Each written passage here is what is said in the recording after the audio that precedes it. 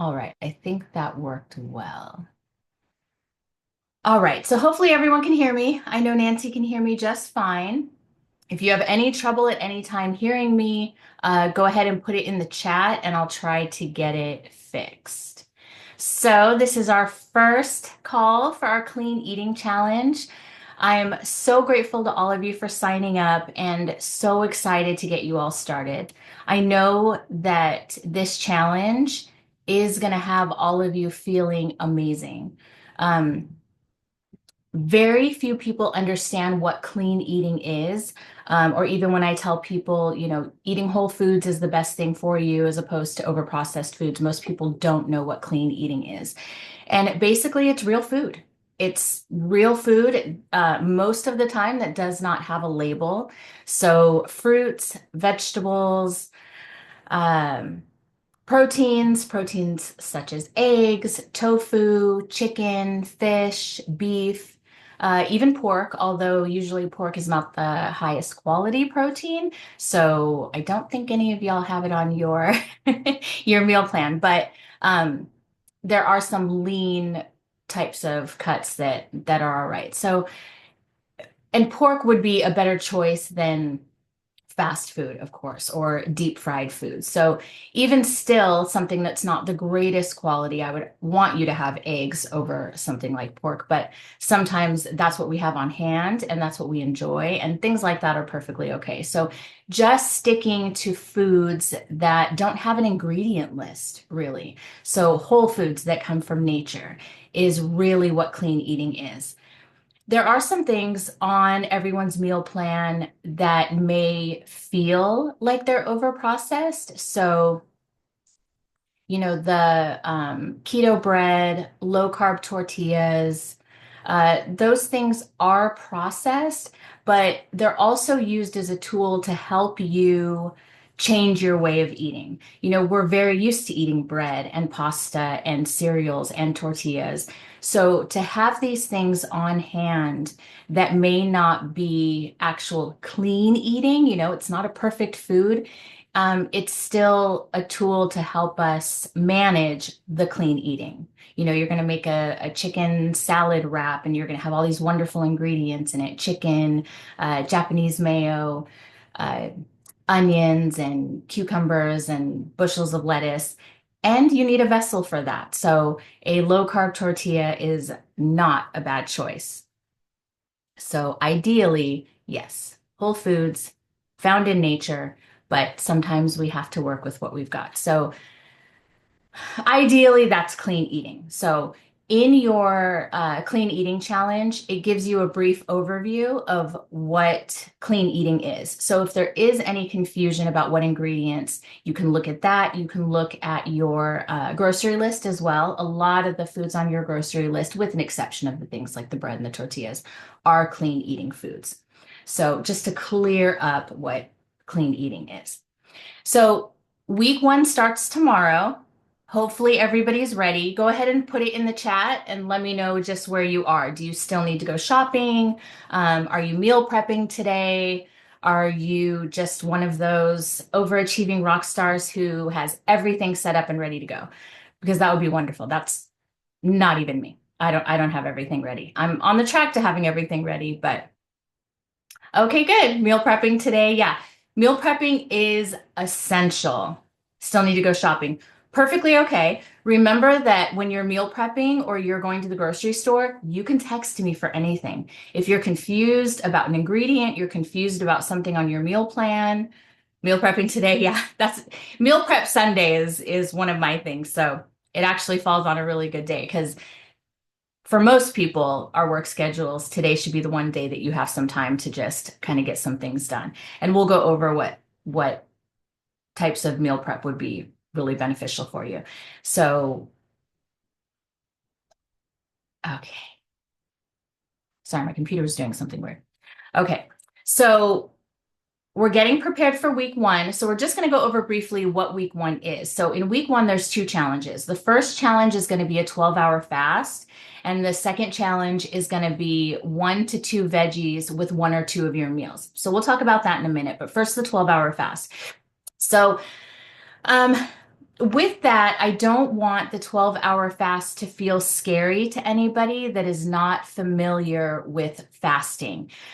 Because generally what happens is when we go to sleep at night, our body is fasting.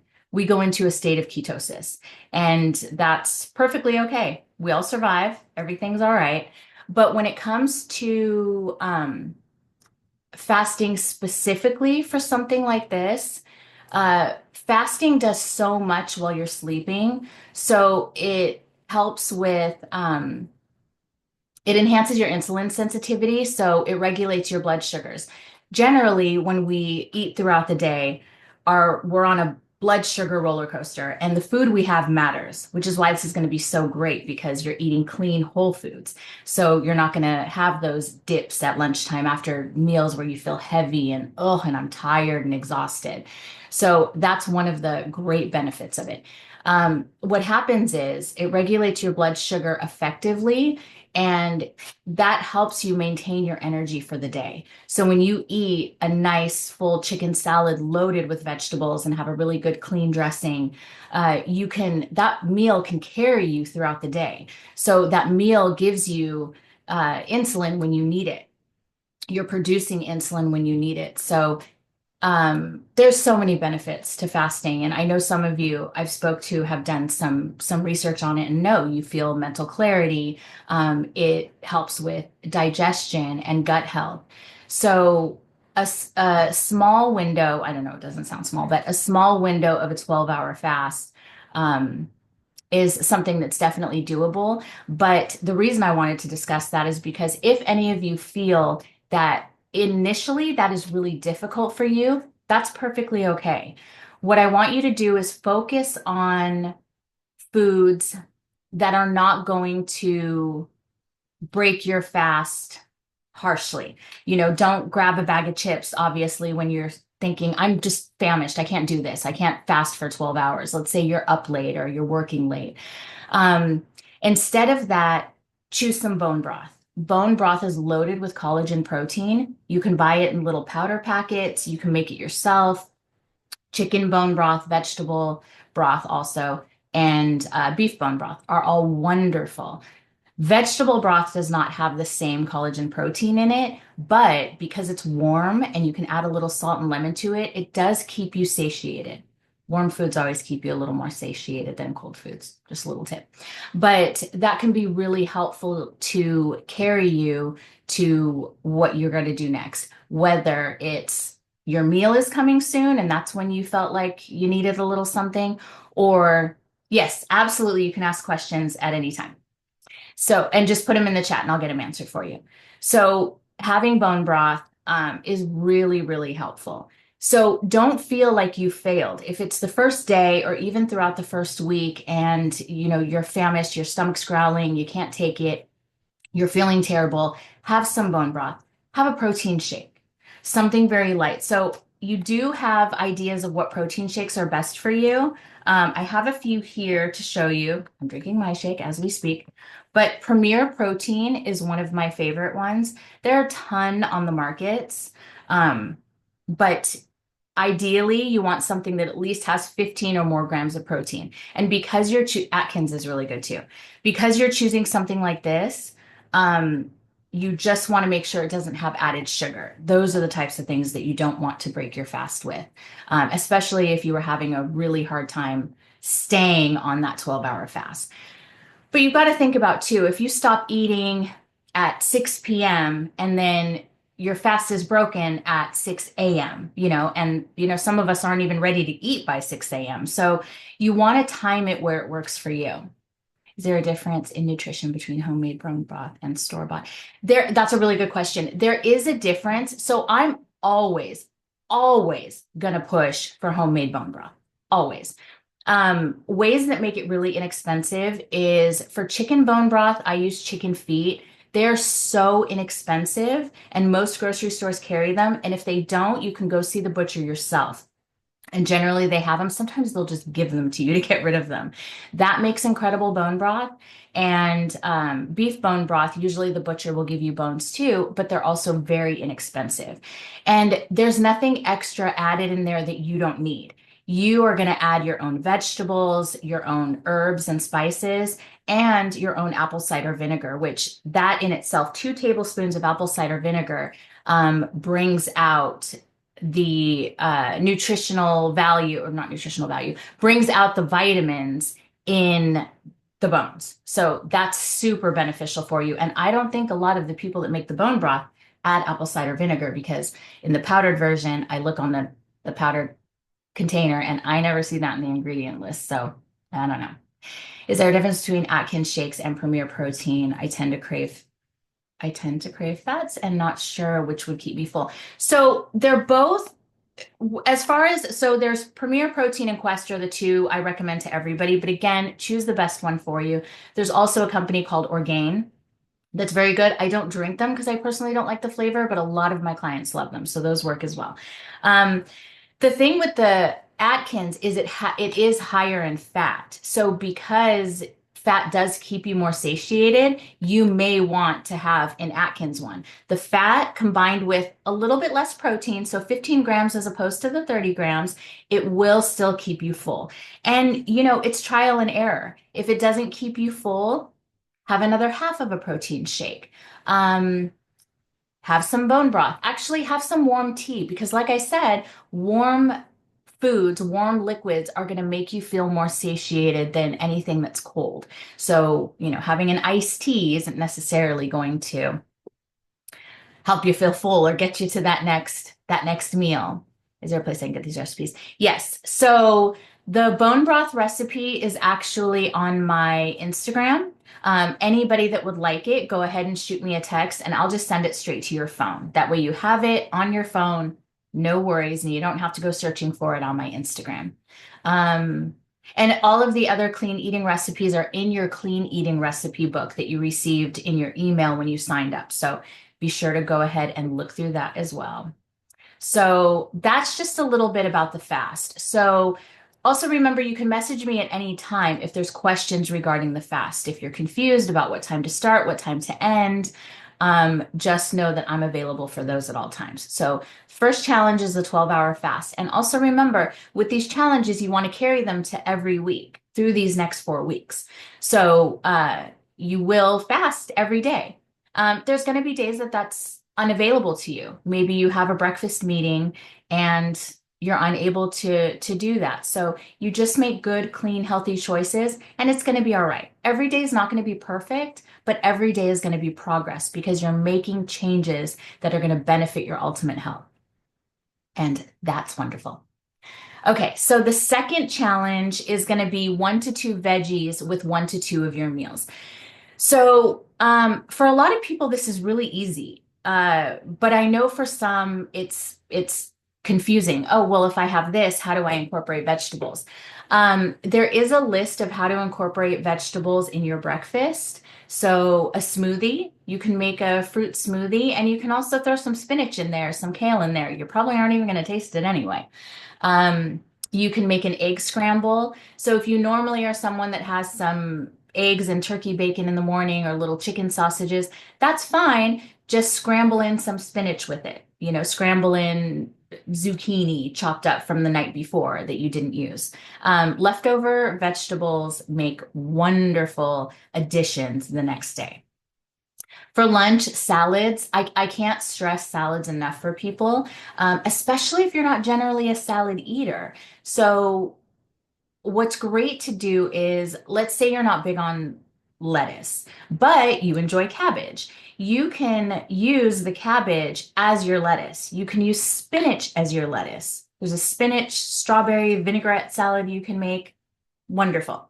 So salads don't necessarily need to be lettuce. They absolutely don't have to be. In fact, a lot of lettuces are kind of empty calorie, or not empty calories, but just no calories. They don't really have a nutritional value. So it can be beneficial to use something else anyway.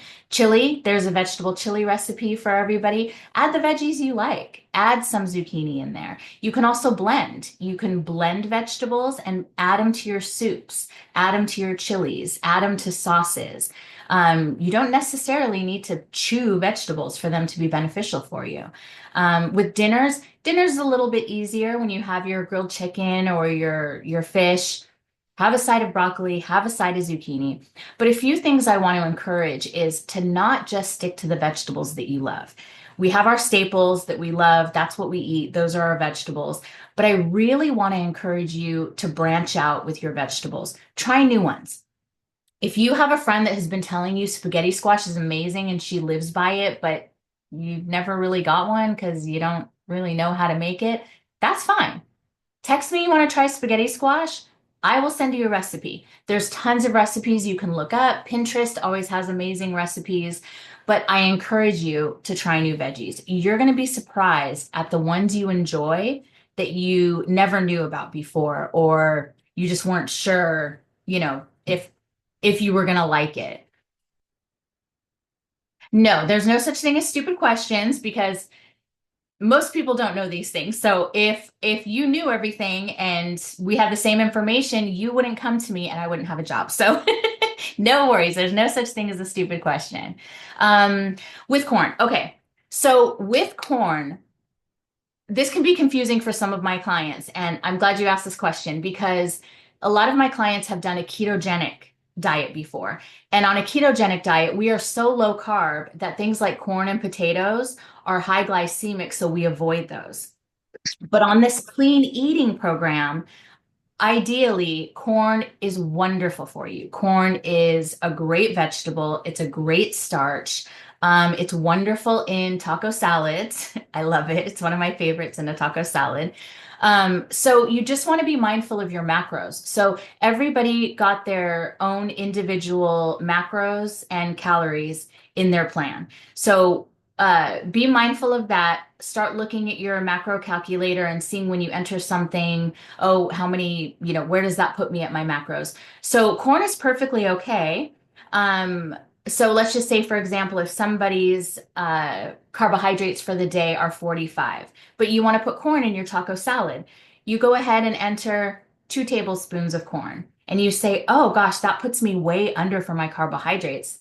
My dinner doesn't even really have any carbs. I'm going to go ahead and give myself a half a cup of corn. And you see that that just puts you a little higher, but you're still great within your macros. Absolutely have the corn. It's on your grocery list. I encourage vegetables like that. There's potatoes on some of your recipes as well. This is not so much about eliminating foods and being scared of foods or saying, oh, I can't eat that. It's going to make me gain weight or it's going to, kick me out of what I'm doing. It is more about learning what good whole foods are, learning how to prepare them a way you like them, and learning how these foods can be so beneficial for you in your everyday life. So absolutely, corn is wonderful. Okay. So that's really it for the first week's challenge. And I really want to focus just on those first two starting tomorrow. So a few things to remember. So some of you are meal prepping, some of you are doing some shopping today. Another thing I want to mention that you all have in your email, but I want to reiterate so nobody forgets. If there is a meal that you do not like, you do not want to eat, and it is on your meal plan for that day, remember that you can substitute it for two things. Have a protein shake and a little side salad or a little side of veggies, or substitute it with a meal that you know you like. You really enjoy your chicken salad on spinach or your egg salad sandwich wrap. Go ahead and have that. As long as everything fits in your macros or it is foods off your grocery list, you are absolutely able to go ahead and enjoy a meal you want to put together as opposed to the one that's set up for you. Like Greek yogurt, should it be low fat or non-fat? So I personally want people to do the whole full fat Greek yogurt if it's available. And this is because generally low fat Greek yogurt, so it depends on what you're trying to accomplish. Some people have to cut a lot of fat out of their diet, so they get low fat or they get non-fat. Maybe someone has a heart condition and their doctor has told them to avoid fats at all costs. So for those people, I would say that's when you get the low fat or non-fat. But look at the nutrition label. That's another thing that you're going to want to be very mindful of when you're shopping, when you're looking for new ingredients and working out your meal plan and your macros, is you're really going to want to pay attention to the nutrition labels. So there is information in your guide about how to read nutrition labels. But for Greek yogurt, for anything such as cottage cheese, Greek yogurt, anything like those, I would want you to get the whole full fat. Um, it's generally going to be, um, it's going to be the best for you macro wise because it's not going to be high in added sugars. That's usually low fat. You find that they do a lot of added sugars and a lot of preservatives too. So we want to limit the amount of unnecessary ingredients we have in our food. So I would say the full fat, but look at the nutrition label. And if the full fat doesn't work for your macros when you're doing the serving size of the Greek yogurt, then you can make a different choice. All of those are actually good, to be honest. It's just a preference. I want you to have the full fat versions. All right. Does anyone have any other questions? I'm so excited for everybody to get started. It's going to be wonderful. I know it's only going to take a few days for some of you to start feeling so good. All right, let me make sure I covered everything.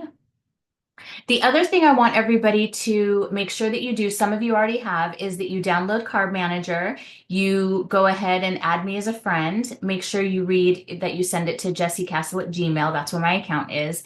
And every day I'm going to review your food log. So it's not going to be judgment. I'm not going to grade you or anything. This is just so I know I can help you. So if I see that you need help with a specific meal on a certain day, I will absolutely reach out to you and say, hey, I saw you were cooking with this oil. You might want to change it to this. That's going to be beneficial for you.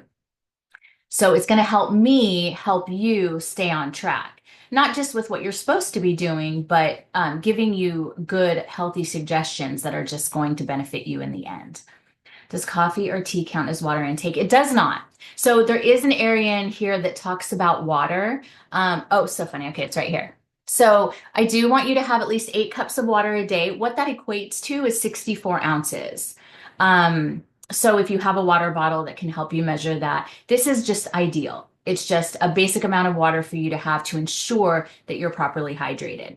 And it says no tea or coffee doesn't count. So yes, you can have tea. Yes, you can absolutely have coffee, but it does not count as your water intake. So this is also something that it's perfectly okay to build up to. Don't feel like if you don't get 64 ounces the first couple of days, you're failing. This is a process. This entire challenge is a process. So working your way up to that 64 ounces is perfectly okay. Yes, a time you should start your water intake. Absolutely. That's another good question. So, always have a glass of water first thing in the morning before you have your coffee. So, this is imperative to your digestion. Some of you are going to feel the difference in that, and you're going to feel that it's going to start to regulate your digestive system. I didn't know that for a long time. So that's something when I learned, I started doing it. I started encouraging all my clients to do it. I make everyone in my house do it. And it really does make a difference. So 1 cup of water before your coffee, and then the rest of the water throughout the day. What I don't want you to be in the habit of is chugging water, realizing at 6 o'clock at night, holy cow, I have not had my water, and chugging it. You want your body to get used to the hydration. You want to be hydrated all day. And an important part of that is rationing out your water throughout the day and not just chugging it all at once. So. All right. And you have a list of electrolyte supplements that would be great if you choose to add them to your water. Electrolytes are really beneficial for you, so I'm going to encourage that, but it's not necessary. If you want to just sprinkle a touch of salt in each of your glasses of water or your bottle, that's going to help your hydration as well. So definitely do that. Don't feel like you have to buy any crazy electrolyte supplements, but if you choose to, I gave you a list of very clean ones that are going to be helpful for you. So, if there's no other questions, I think that's it. We're getting started tomorrow. I'm going to send everybody a message first thing in the morning. You can connect with me at any time. Make sure you start logging your foods right away. Also, although this is not a weight loss challenge, it is just a clean eating challenge. I'm encouraging everybody to weigh themselves because clean eating makes a difference in your inflammation. A lot of you are going to find that it lowers your inflammation. And with that, it dissipates your visceral fat and you start to lean out when you start clean eating, hydrating, taking electrolytes. It's really important that you have some sort of measurement of how you've done over the course of this 4 weeks. So you don't have to share that weight with me. Go ahead and log it for yourself. I encourage you all to take photos, even if nobody ever sees these photos. Take one close up of your face, take one side shot, and then take it again in 4 weeks just to see if you see a difference in clear skin, inflammation, anything like that. What about alcohol? Is that clean eating? It is not. So there's, I don't have any alcohol on anybody's list because um, clean eating, you don't want to include alcohol. It is just 4 weeks. Um, I do have some recipes for mocktails if you're having a party or if you just want something flavorful. But ideally, what we're doing is we're clearing our system. We're getting our system back to balance and how it's supposed to be. This is how our body is supposed to eat. Unfortunately, society and DoorDash does not account for this way of living. So sometimes it can be difficult to navigate. But being a part of this challenge and making these changes, although they are not forever, you still want to do it 100% for yourself, for your digestion, for your gut health, for the health of your skin, the health of your brain, the mental clarity that you're going to feel by eliminating toxins from overprocessed foods, from alcohol, are really going to make a difference in everything from your to your mind, body, and soul. I can promise you that. So, but I can only promise you that if you do it 100%. So I do have to say it is ideal to eliminate alcohol for these next 4 weeks. But that doesn't mean you should never have alcohol. I indulge myself. I have friends, I have clients who indulge. So after these 4 weeks, anybody that continues to work with me on their healthy diet, whether it be for weight loss or weight maintenance, whatever the case may be, I will help you navigate alcohol in a healthier way. So you're not feeling sluggish. So you're not, eating terrible foods because you've had too much to drink and you don't feel well. So that can be something we work on going forward, but for the time being, over the next 4 weeks, I would say eliminating alcohol is going to be incredibly beneficial for you to get the most out of this challenge. Is there anything out there that isn't kombucha or fermented cabbage to help my gut health? Yes. Well, there is a list of fermented foods. So, as far as a supplement, probiotics and prebiotics are ideal for that. And then that is something we can talk about individually. I wouldn't want to give everybody the same recommendations for prebiotics and probiotics. I would really want to make sure that that's something individual that I let each of you know which supplement in regards to that would be best for you. But also, some of the programs I have benefit that specifically. I do have gut health programs where we focus 100% on healing your digestion and gut health. I have a lot of clients who have Crohn's disease, IBS, I can't think of the other one, but there's it's inflamed bowel. But all of those can be helped through diet and supplements and sometimes medications through your gastroenterologist. So that's something we can talk about in the future for anybody that needs that service from me. But in overall, I would say fermented foods are going to be your best bet. And some people's digestion can't handle kombucha. I personally don't like it. And some people don't want fermented cabbage or sauerkraut or anything like that. Well, sauerkraut's fermented cabbage, but kimchi, sometimes that's a little harsh, a little spicy for people. So ideally, I would say to look at the list and see that there's a lot of other really great options. Sourdough bread is a wonderful option. Miso soup is amazing. Most people love miso soup. So there's a lot of things that can help with gut health. It doesn't just have to be those harsh ones. All right. Any other questions before I let y'all go? And remember, you can reach out to me anytime. So if there was something you forgot to ask on today's call, no worries. I'm here.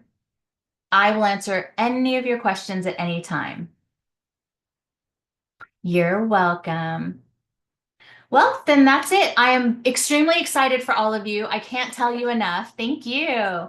And it's going to be great. It's going to be wonderful. This is really exciting for me to introduce all of these amazing foods and this way of eating to all of you. So thank you all for being on the call today. I will send you, I think we're going to change the call time. So if you have suggestions of a better day and time that works for you, go ahead and send that to me. And I will get back to you before next week of what day and time our next call will be to ensure that everybody can make it. But the calls will always be recorded as well. So you're welcome to review these. They'll be emailed to you. But everybody have a wonderful, wonderful Sunday. Thank you. I'm excited too. It's going to be great tomorrow, first thing. And yeah, that's it. Thank you, everybody. I'll be talking to all of you soon. Bye.